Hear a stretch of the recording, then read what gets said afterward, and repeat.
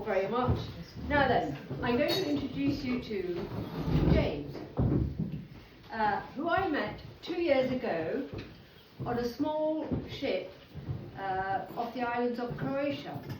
And that's quite appropriate, really, being a naval man, given his distinguished naval career. This began after he'd been head chorister at St George's Chapel, Windsor. So that's pretty good. And then he attended Dartmouth College, Naval College, of course, as had both my father Rex, the co-star of this book, and my grandfather. So there's a lot of naval history. Early in his career, James was navigator on the Royal Yacht Britannia in 1977, our late Queen's Silver Jubilee, and it was just a world tour. Must have been fantastic. Great fun. Yeah, I bet. But active service saw him in the Falklands in 1982, in the Balkans in the later 80s, and guess where? In the Gulf, where he commanded the minesweeping duties in the Strait of Hormuz. What year was that? Come back. Very topical. 87, 88, and if only Trump had asked. Exactly.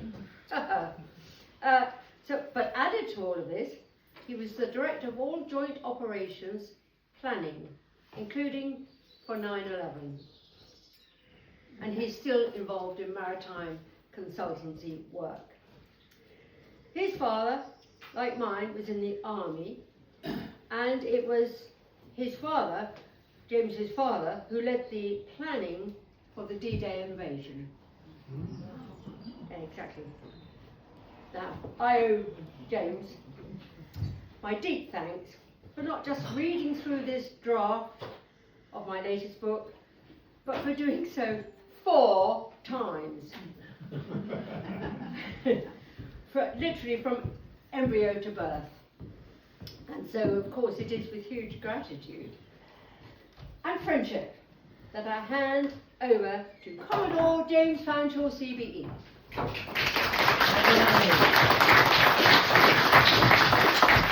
Yeah, the other bit is that my old man was born in India. Yeah. I only know that because when he died, I had to take his repatriation certificate to the functionaries in the civil service, who said, "What are you doing?" An event that was only bettered by, on his death, me deciding that I ought really to take his shotgun, which was a very famous type of shotgun, to the police to say, "Look, I need to register this because I now own this gun." All the police could say to me was, "Well, he needs to come and tell us that." So the police in Maidstone and I had about an hour of discussion about the fact that this wasn't going to be possible, because basically they'd have to dig him up. And I still worry about things that go on like that. Yeah. Anyway, here we are, and we're in this lovely hall in Wiltshire, and I'm very proud and very honoured to have been asked by Annie to say a few words about this book, because for various reasons it was not a drudge to read it once, never mind twice, never mind the third time, and then she changed it all around, and then came the fourth time. But here it is, and this is literally the first time I've actually seen this. I see that some of you have obviously bought this. Hooray. Please do. There's more here. Plenty more under the table, I think. Yeah. But let's set the scene. Now, Annie was in my sitting room about 2 hours ago, and she said, "What's the date?" And I said, "It's May the 1st. And that turns out to be the 85th anniversary of the day that her parents met.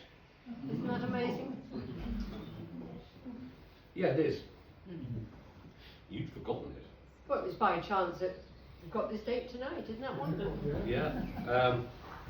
And then, basically, Rex, her dad, wasn't very well, which was the sort of theme of his life through the Second World War. But I'm not going to dwell on that. I mean, I'll come to it. But the reality is that they met. They both worked very well.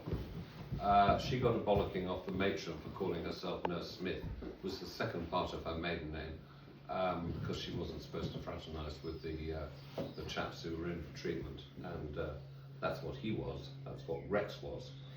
But the reality is that he got better, and he then, I mean, this was in the war, so this was 41, and they got married.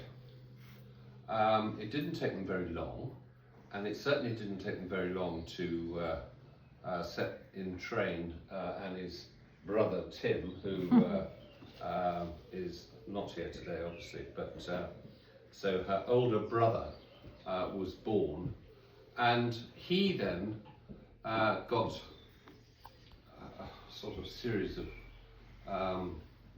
movements, chits, to get him out of the UK. And the reality is that for the very best part of 4 years, I think it was 3 years and 8 months or some such thing, he was overseas. Of course, he couldn't tell her what he was actually doing. He couldn't even tell her where he was doing it. That was life in the Second World War. But the reality is that, thank God, both her dad and her mum, who was here in UK, very obviously with little tiny Tim, the way I see it is that they lived through two totally different wars. Yeah. Completely different wars. I'm sure you've all got mums and dads who had something similar or whatever. But it is extraordinary to think that he had no idea what the pressures that she was going through just to keep the car alive, among other things. The car features in the book quite a lot, actually. Yeah. And it's there till the end. I don't think it saw much active service for a year or two, for a number of reasons, least of all cost. But the reality is that they, he went off and he never came back. He was in India, and you see places, but what they did was to write to each other. Oh God, an art we've nearly lost. And it really is an art. And one of the things that, I think is so exciting about this book is that it's a perfect example of what people can put into their letters that tells what's going on and just about keeps enough information flowing with a time scale difference, which was up to 5 weeks on occasions. Sometimes it was less, sometimes it was more. And they tell each other what they're doing. In my opinion, as a former sailor who used to go overseas and do things, he made a big mistake. He used to write in his letters the runs ashore that he'd been on and how much they cost him, which was a very big mistake because she was there, literally sort of heaving in every penny, eking every penny out of she possibly could. But the skill of this book, for me, and I really do commend you to enjoy it and read it, is that it's written by a crafts person, someone who knows how to put together a story. Now, when you read it, you'll see how clever that is, because the letters have all been brought together, more or less put into sync with each other.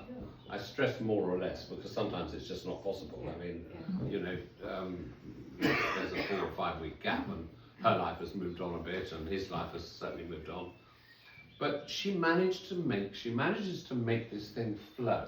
So you can read it, you can enjoy it, and it's a fantastic insight into a bit of World War history that if you are anything like me, I didn't really know or understand, because if you think about it, we're deluged with films and whatnot and books about European war.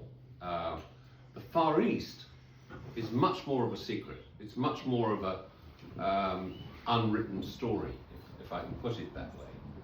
And although he can't write in the letters, I I did this last week and I'm doing that next week and so on and so on. She knows enough about what he was trained to do. He was a specialist in his way. Bear in mind he went to Dartmouth to school. That's Dartmouth, the school, 13 to 18. And then he tried to get into the Navy and they turned around and said, bugger off, which is so typical of the Navy. And so he went round to the Army recruiting station and said, dear Anne, hello. That's about right, isn't it? Yeah, absolutely. And he went to the Army and he went into all sorts of bits of it and did his training here. To start with, he was commando trained. So what are the morals of the story here? The first is that we should be grateful that Mum and Dad actually bothered to write so much. I mean, there are deluges of letters in here, and they're all written in sync. What Annie has done, and it's a labour of love we should be grateful for, she has put them into chronological order. So the skill she applies is that when you read the book, you can read it as a sort of historical novel in a way. It flows through 41, 42, 43, 44, and then 45. And of course, what you don't really understand is the pressures that both of them had. Here I will touch on one thing that I think needs to be brought out today. Sitting here is Annie, who has been very brave about writing this book. I doubt if any of you could actually sit and write books of this kind about your own parents, if you had the letters to do it, and to be honest, frank, and loving about how you do it. Because guess what? As they go through the war, they go off in their different directions, they have different pressures, they have different ideas, different things about what they want to do, and she manages to hold all that together in a coherent story. It is a story. Wow. That's the point. It's an absolute story about two people who were clearly in love, and there's never a doubt about that until she writes things to him saying that she really doesn't think she loves him very much, and he writes things and forgets to say that he does love her. But then it all comes back in and out of focus, bit by bit by bit. And you would be forgiven at certain parts of the book, sort of 2/3 of the way through, for drawing the conclusion that this marriage is never going to survive. Bear in mind, they were married all the way through this, having got married and had a baby very young, and then he went off very quickly thereafter. And you think, this can't survive. And Annie is brave enough to write in the epilogue that she's quite surprised herself that her parents actually survived the initial sort of meeting, which didn't go quite as planned because they didn't recognise each other. Guess what? Yeah, that's true. Yeah. After nearly 4 years. After nearly 4 years, and it wasn't just the fact she had a different hairdo or whatever it was. I mean, she was a very different woman to the one he left, with a now nearly 3-4-year-old boy. 3.5. And then he came back, having been unbelievably ill. All the Far East, the bellies and everything else that you can get beyond, and so on and so on. It's all written in here in a way that isn't self-pitying. It isn't. How can I put this? It doesn't sort of play it down, but it makes it absolutely clear that the pressures that the two of them individually were under, and then as a couple were under through this period, were extraordinary. You get to the end, and he tries very hard to come home, and all sorts of things sort of contrive against him getting back from India and arriving in UK by sea. Is there another way to go? Hello, Air Force.